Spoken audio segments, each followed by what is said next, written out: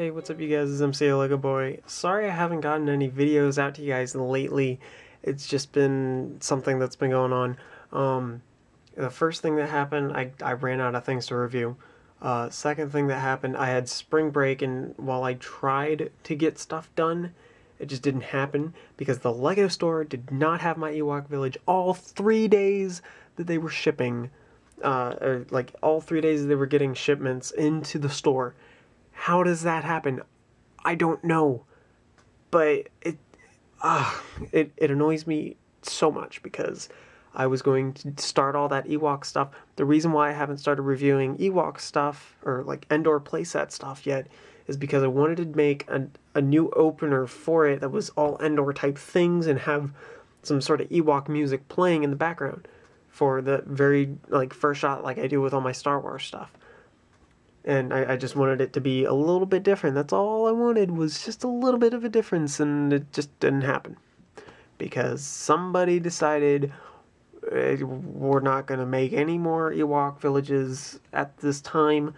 We'll ship them out, though, after your spring break. And I'm just, whatever. But anyway, what this video is really about, it's about the Star Wars, The Clone Wars, The Lost Missions. I'm not going to call it Season 6 because technically it's not a season, even though it is at the same time. But I digress. Just, it's one of those things. I thought that the Lost Missions were pretty good. I'm not going to spoil anything for you guys, but I will say, like, what episodes are in an arc, and then kind of talk about just a little bit like stuff that you would have seen in a preview or a trailer or something like that. So anyway, it starts off with 4 episodes. They deal with Fives and Tup. Those are the main characters. Nice to see some clones coming back. You guys represent. Total represent. So awesome. And then the next 3 episodes deal with Clovis, the stuff that we were supposed to get in Season 5, but it just didn't happen. I'm wondering what happened that would have caused this to happen, but, not going to worry too much about, like, why or why not it showed up or didn't show up. Then there are 2 episodes, actually...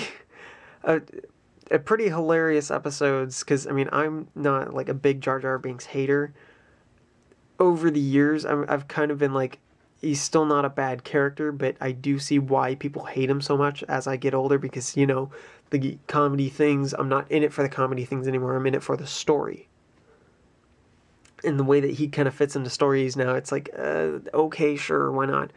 But anyway, it deals with Jar Binks and Mace Windu. Totally weird pair, but okay, sure, why not? Let's go with it. And then there is one episode that kind of leads into an arc and makes it a 4-episode arc. It's really weird trying to figure this one out. It could easily just be a standalone episode of dealing with Sifo-Dyas and, like, who started this whole Clone War type thing. And then the next 3 episodes deal with Yoda on a big journey because Qui-Gon Jinn has talked to him. And you see that in the preview. I'm not spoiling anything. You hear Qui-Gon Jinn say, "Yoda, it's me, Qui-Gon Jinn." So, or something like that. So, aside from the Jar Binks episodes, which, really weren't that bad, and, like, that one about Sifo-Dyas, it's like, there's stuff in it that bothers me about it. And I'll kind of touch on that. Stuff that you've seen in the previews again. I'm not going to try and spoil anything for you, because this whole, like, stuff being only shown on Netflix at the moment, that made me so upset. I'm glad I was able to find a way to see them without having to get a home subscription for Netflix, because... honestly, I don't want to deal with that. $8 a month, add that up for a year, you're paying almost $100. Almost $100, like just under $100. And what happens if they increase the price? I want to rewatch these episodes again and again. I want a DVD. I will pay the $50. I will keep it for life. This is why Disney taking over is not quite as good a deal. Also, because Clone Wars got canceled. What the heck, man? I did read a comment somewhere that did say it's like, it does make sense because due to any sort of contractual restrictions, why should Disney have to make a show for something that's going to air on a Warner Brothers network? Contractually, that makes sense. It's like, hey, we're just going to cancel the show. I was like, okay, fine. Whatever. We're not going to do anything with it anymore. You can have it. But instead of airing it on Disney XD, which would then end up being like stuff that's aired on television on a broadcast network or something, I don't know. Whatever. All I'm saying is, the whole Netflix thing was dumb. I would have just said, suck it up, pay to have it show on Cartoon Network for one more season, clear up everything else that needed to be cleared up, because there is one crucial thing that did not get touched upon because they canceled stuff. These lost missions are really just things that they had done enough of, or had done just enough of the arc to finish it. And so whenever you end up dealing with that, you end up losing some of the storylines that we had going on earlier. And really the only open storyline that we had earlier was stuff to do with Darth Maul. So, you know. And there's a really great blog that Dave Filoni posted saying thank you to all of the Star Wars The Clone Wars fans, and he showed a whole bunch of pictures from the last, or some of the last meetings that they had for the show before they got the word that, hey, we're going to cancel stuff, finish up the episodes that you've got pretty much close to being done, and let's go on with Rebels. So... And then there is one more thing. I'm not going to spoil it for you because it's just too cool. And I think you should read the blog post yourself. It's not a long blog post. It is lengthy because of the pictures in there. But I mean, the actual text that is in there, it's not long. And little surprise ending. It's awesome. So anyway, we'll take a quick short break because I know I will be talking a lot longer than I thought I wouldn't. I don't know, man. I don't script these things. So anyway, let's take a break for a second, and we will come right back because that's what we always do. So anyway, the first one, it deals with Tup. He ends up shooting a guy. Shoots a Jedi, apparently a twin Jedi. Like, I was looking at this, and like the Jedi ended up saying sister. So it's like, you know, this whole thing is like, how does that really work? Because Jedi aren't supposed to form attachments, yet we've got these twin Jedi. That doesn't make sense. But anyway, Admiral Trench, his purpose in this episode, I have no idea what his purpose was in this episode, other than just to be a bad guy. Like the MacGuffin is like, this is the guy that we need to go after because we're in a war. We're going to fight to the end. Admiral Trench, he's half cybernetic. He's basically cyborg Spider-Man thing. I don't know what his point is for surviving. That just didn't make sense at all. Like, I was pretty certain that he blew up. So somehow he survived the vacuum of space enough to be reanimated and given cybernetic stuff. Sure, why not? Could have easily just been Grievous, and we could have gone from there, because Anakin and Grievous, they don't meet ever. And Anakin and Trench, they never meet face to face ever. They don't see each other really, so it's like, come on, you guys. Could have easily been Grievous, and just because the Clone Wars has screwed up that whole line in Episode 3 anyway, it could have easily also been Count Dooku, but it wasn't. So yes, anyway, we get onto it. We get to see some stuff with Shaak Ti, which is cool. And I thought that these episodes were really cool because we got to deal with clone troopers again, and that's what really disappointed me about the Lost Missions. There wasn't a lot of clone trooper action. Now, over the years, clone troopers have slowly become less important into the stories of the Clone Wars. It's really more about the rise of the dark side, and how that stuff is affecting the Jedi and the Republic, and what it means to be a Jedi in the Republic, what is good, what is bad, like all this stuff. I see. I recently said that the prequels were really more about chaos, like how everything goes down, and then the original trilogy was all about redemption. And I mean, that is pretty much what happens. I mean, a war coming out of nowhere, that's pretty chaotic. And then you've got like a giant war, and then you've got a Jedi that falls to the dark side, and all this other stuff. It's awesome. So, you know, the next one, the Clovis Arc. The stuff that we were kind of promised in the season 5 previews, but it just didn't happen. Dude, Embo, like, he totally just turns on Anakin. Like, I thought these dudes were bros. He was like, hey, we saved these weird little turtle people on Felucia together. I guess we're cool. No, apparently it was just Sugi and that one little dude. I don't remember his name. Carapace or something. Or Serapis. That guy. They seemed to be like the only really good guys out there, but then they were also seen with Embo and Lazrazzi and all these other people in season 4 and 5 and stuff like that. So anyway, cool stuff, you know, the cool stuff.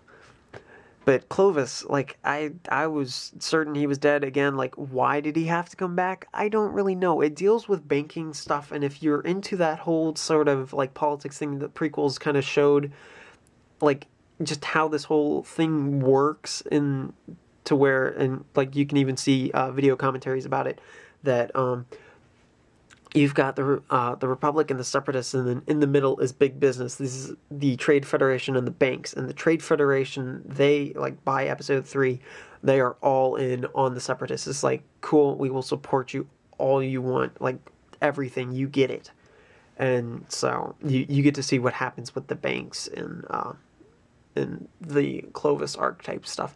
You get to see some really cool stuff happen on with Anakin and Padme too, because it's just one of those things. It's like, whoa, is this really happening? I mean, I know what the outcome is because I've seen episode 3, but for kids that haven't seen episode 3, or it's like, I didn't know that these people were husband and wife, and then Jedi aren't allowed to form attachments, like stuff like that. It's really cool that they touched on stuff that ended up becoming really dark, or stuff that some kids can relate to. Or just anybody that has been in a serious relationship. And then there is the Jar Jar Binks arc. That's only 2 episodes. That one, I actually really enjoyed it. It was like a guilty pleasure enjoyment type thing. It was like, I don't really mind seeing Jar Jar Binks, and the way that they portray him here, and the way that the Jedi are talking about him, it's like, dude, are you serious? Like, this guy, oh, come on. Why? And you find out why Jar Jar Binks is in this episode, but it's like, does he really need to be there? That's like, yeah, it needs to happen. And so they do stuff, and I gotta tell you, like, I was hoping for references to be made in here, because any sort of like side spin-off thing has references. Now, whenever you get to like Mercy Mission and Nomad Droids, those are terrible references. This one, it's Lucasfilm references. It's Temple of Doom for the most part. It's awesome.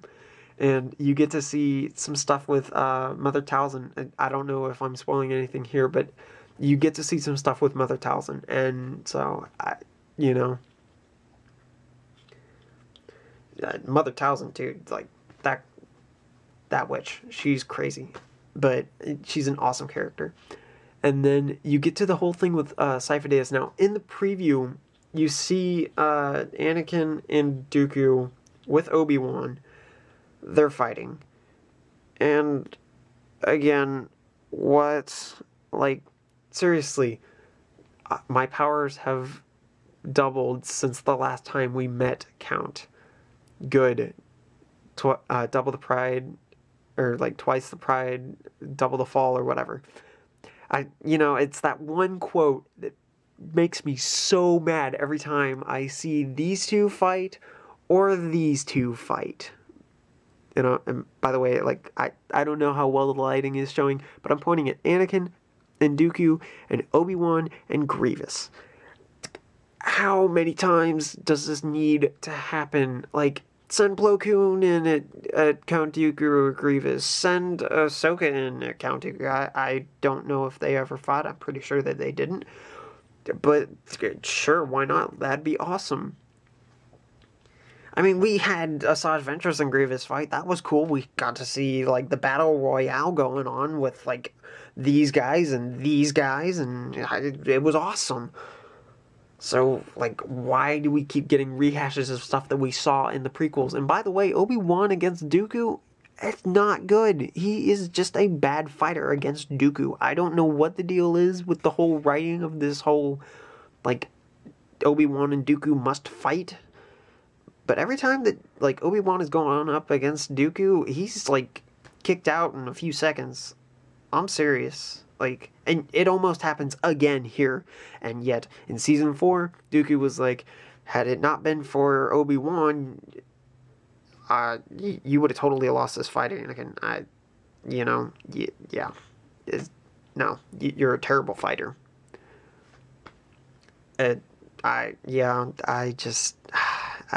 I detest everything in here. And then there's, like, the whole thing where if you have the Season 5 or Season 4, yes, the Season 4 stuff, they talk about the Wolfpack troopers.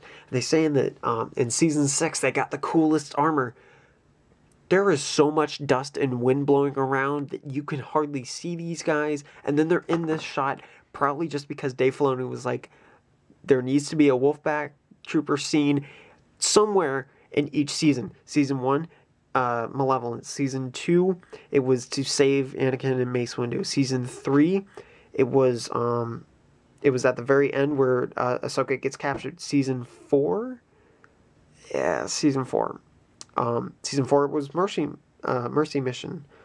Season 5, it was chasing Ahsoka. Season 6, it's finding a lightsaber in the middle of a dust storm. Again, like, what, oh yeah, and also Season 4, like, just to be in the episode to make the, Mercy Mission episode not as bad as it was. And I'll tell you, those episodes were pretty bad. But Wolfpack troopers, I mean, they come in, save the day, they're awesome, they come in with glory! Yeah, I mean, and again, like, there is a different version of Wolf every time. Fashionista right there. Whew. Just barely made it in on time. So anyway, and then you get into the stuff with Yoda, and this stuff is really cool because, I mean, this is, like, bridging gaps in for, like, what's up with this whole, like, Yoda teaching Obi-Wan stuff about communing with Qui-Gon in Episode 3. And then also in the, because on StarWars.com they've put up the bonus information on these episodes, just not the episodes themselves. But anyway, they also said bridging a gap with Yoda not being so focused on being a fighter, which is kind of what he was a little bit with the prequels. And I mean, a little bit in Season 3, but that's because that's where the war was at its worst. And so Yoda really had to, like, do this. But he ends up being one of these guys that's talking about, like, luminous beings are we, and being at one with the Force and all this stuff. So, it really cool. The things that happened in these episodes, you get to see some stuff with a Sith temple, you get to see stuff with him going up against, like, Gollum Yoda, for the most part. I mean, it was cool. And you also got to see a little starfighter that he had. That was so awesome. I'm sorry if I'm spoiling stuff for you guys, but I mean, like, a starfighter, is that really spoiling anything? Because I'm not talking about, like, where he's really going and what he's really doing. But he had his own little starfighter. I was so happy to see that. I want to build one out of little Lego pieces now. Except I have no idea how, because this thing was way tiny. I mean, just, whoa. But it still can fit R2-D2 in it. So I'm very curious about, like, dude, it was cool. But, yeah, definitely. And then, looking at some of the stuff that they had thought about doing, had they been able to go on with more episodes, it was really interesting because you got to see some of the stuff that you could theorize about. And, like, you could see that certain characters were not dead. Certain characters that we thought we weren't going to see anymore, like Ahsoka.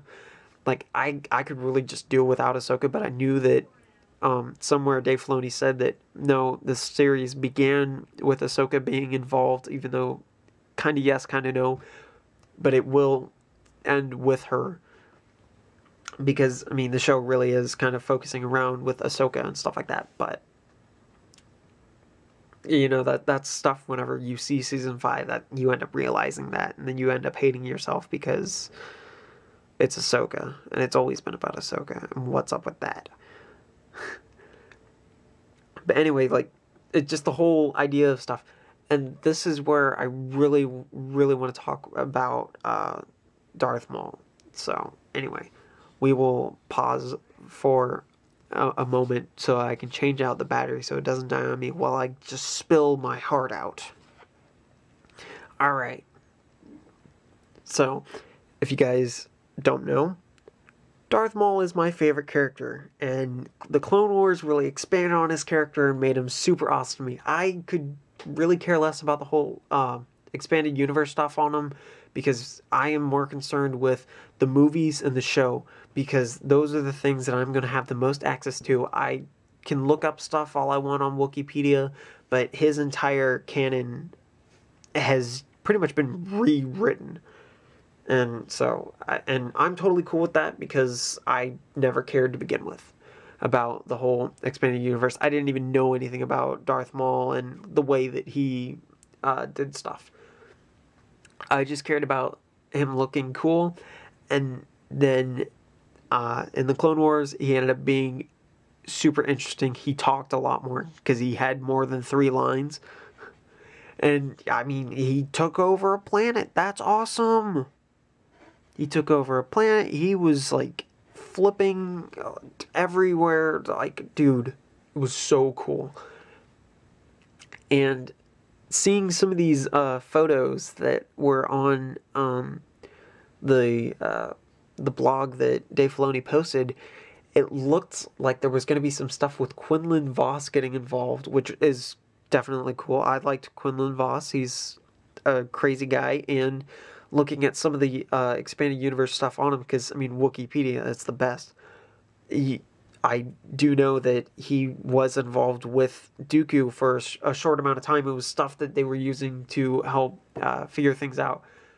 But one of these things, though, that I was always really hoping for, and it's never going to happen now, but the plan that I had in mind was, because Sidious, for me, Sidious is eternally shocking Darth Maul until he's either dead or he decides to take a short break, lock him up for a little bit, then, you know, do some politics, you know, yell at Dooku for, like, being an idiot, and, you know, tell Grievous to do some stuff, and then go back to shocking Maul for a pretty long time until he learns about the Skywalker kid and gets all mad about it, and then just like, ugh, man, I am tired of shocking this guy, because his yelling, it's exactly the same every time. I need some help with this whole yelling thing. I need something fresh and new. Oh, hey, we got the Skywalker kid that's being a thorn in my side. Let's go shock him. But anyway, and of course, then he dies, and Darth Maul just gets off scot-free. At least that's how it works in my mind. But anyway, because he said that I'm not going to kill you, I have other plans. Obviously, Darth Maul is going to fit into his plans. What I was always thinking was Darth Maul could be a replacement for Dooku, because Dooku, he's an old guy. I mean, come on.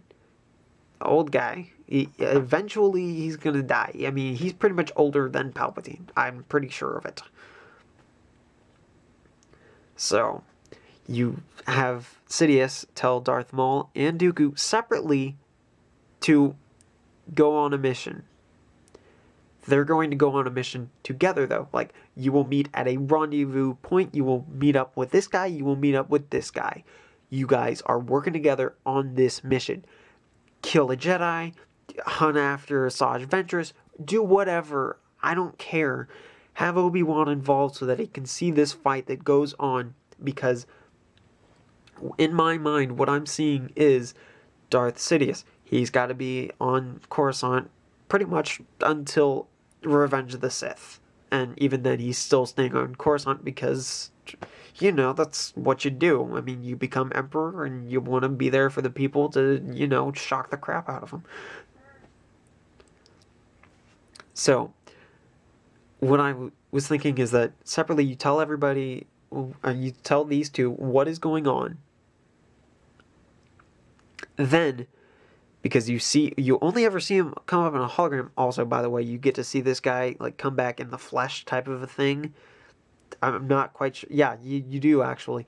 And that is super cool because, I mean, Sidious, he only showed up in the flesh for one time. All the other times he's just been a hologram. And you don't realize that until they say so in Season 5. And it's like, oh, this dude really has only ever been in a hologram. Why am I so, like, afraid of this dude if you're ever afraid of this dude? But, you know. Anyway, I'm getting off track. This dude, he's pretty much saying, alright, as soon as you are done with the mission, contact me.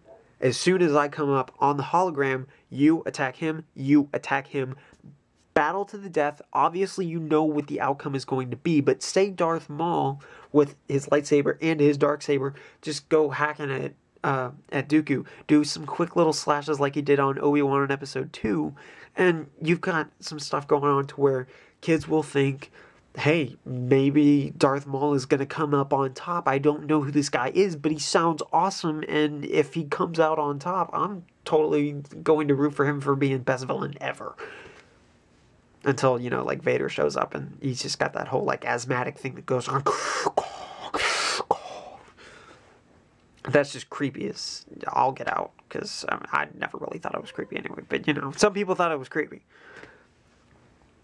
But, you know, you get this whole fight that goes on. You get Obi-Wan to see what's happening. Because, you know, Obi-Wan is always out in the hunt to try and stop Maul from doing something bad.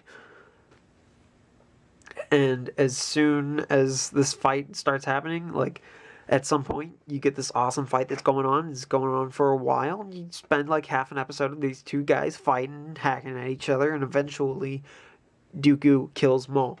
That's a way for Maul to die. That is a way for nobody to worry about Episode 3.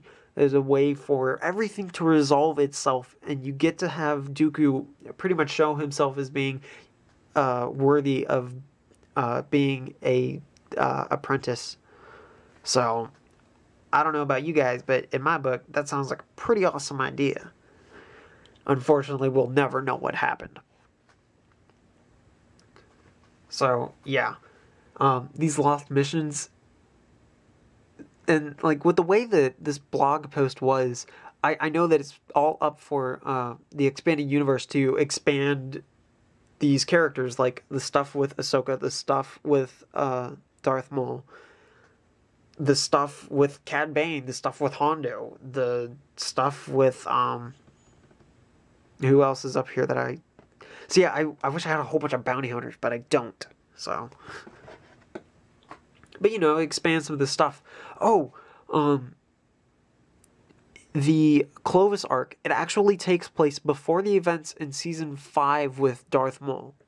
Because of the hair on Yoda and the hair on Palpatine. The designs on those two characters define where and when stuff happens. Because, same thing with updates and characters and over the years. That Palpatine, his hair is like that weird triangular type shape, the shape that Count Dooku has, pretty much. Well, that's all slicked back. The, like, frizzy hair that Yoda has, that's all slicked back. Whenever you get into those areas, yes. They even made a mention to a tactical droid that was destroyed in the arc before it, the stuff with Fives. He, apparently he ends up getting destroyed. I don't remember it, but sure, why not? He's in the arc that is afterward with this whole Clovis thing, and so they end up hinting at it, and it's like, oh yeah, I thought these designs were a little weird. And it makes sense. So yes, if you can find a way to watch these lost missions, I would say definitely do it. I didn't find them all too bad. I wish they had done something with Darth Maul though, or had been given the chance to do a full season on Disney XD or whatever. Like, I'm totally looking forward to Rebels, but this whole open thing with Darth Maul is leaving me like in so much just I wish it had been touched upon, because like each arc I was always hoping, is like, is it gonna be Darth Maul? Is it gonna be Darth Maul? Is it gonna be Darth Maul? And how is he gonna die? Because it's gotta be resolved somehow. So anyway, I've talked long enough. This has been MCLegoboy with a talk about the Clone Wars, the Lost missions. See you guys.